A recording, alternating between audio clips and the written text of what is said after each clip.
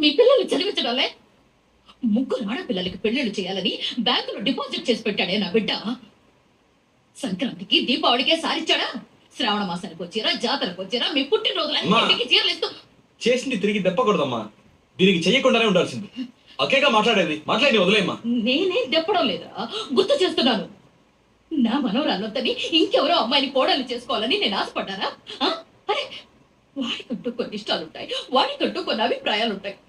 వాడికి అమ్మాయిలో ఏం నచ్చిందో ఏమో ఇష్టపడ్డాడు.